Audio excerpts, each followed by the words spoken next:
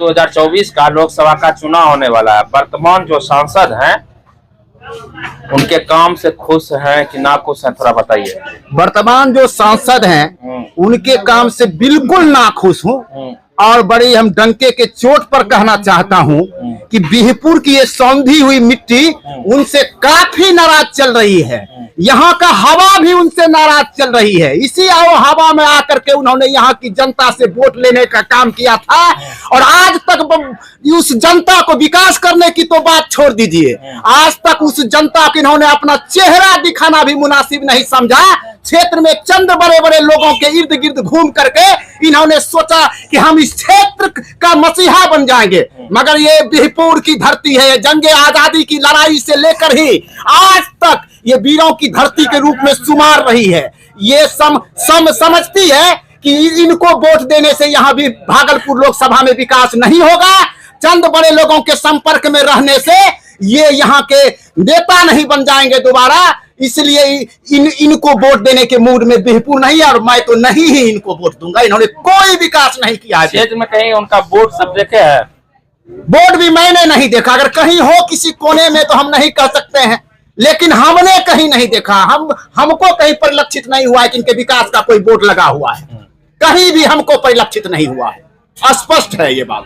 अच्छा, आप किन मुद्दों पे वोट दीजिएगा? हम देंगे असहिष्णुता के नाम पर वोट, कि जो असहिष्णुता को खत्म करे, जो सहिष्णुता लाए समाज में, उसको वोट करेंगे। हम देंगे कि जो जातिवाद धर्मवाद से ऊपर उठकर मानवतावाद की बात करे, उसके आधार पर समावेशी विकास की बात करे, उसके आधार पर वोट दूंगा।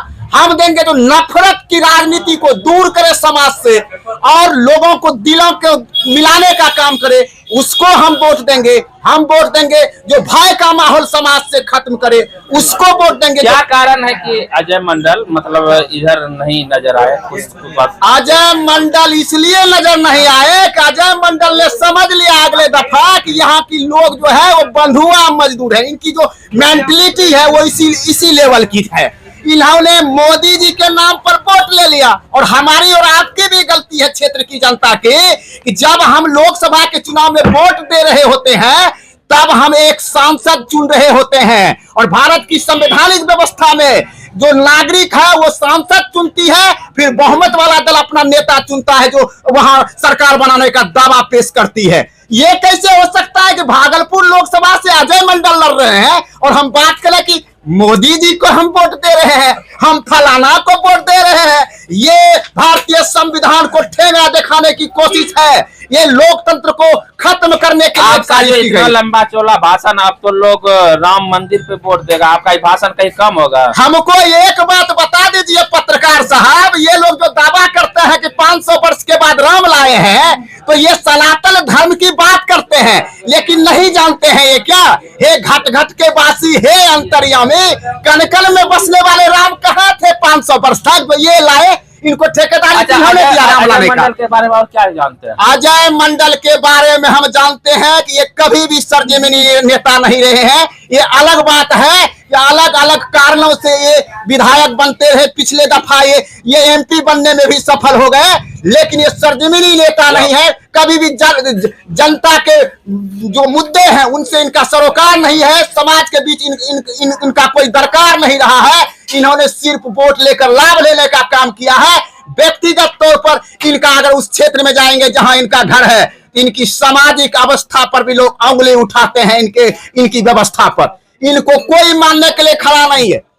इसलिए ये आदमी जो है फिट नहीं बैठता है लोकसभा में जनता के हित को साधने के लिए, इसलिए हम इनके विरोध में वोट करेंगे। आप ही कीजिएगा क्षेत्र की पूरी जनता? मुझे उम्मीद है, देखिए पूरे क्षेत्र की जनता का हम कोई ज्योतिषाचार्य नहीं है पत्रकार, लेकिन जो रुख है, जो हवा कह रही है, वो कह रही है कि लोगों में बहुत नदारत, लोगों में हाँ गुस्सा है, इनके प्रति उबाल है। लोग बदलाव चाह रहे हैं भागलपुर लोकसभा में। लोग चाह रहे हैं कि ऐसा जो सांसद है जो कि क्षेत्र में अपना चेहरा दिखाना भी मुनासिब नहीं है, किसी भी गठबंधन करे। जी अभी तो यही है।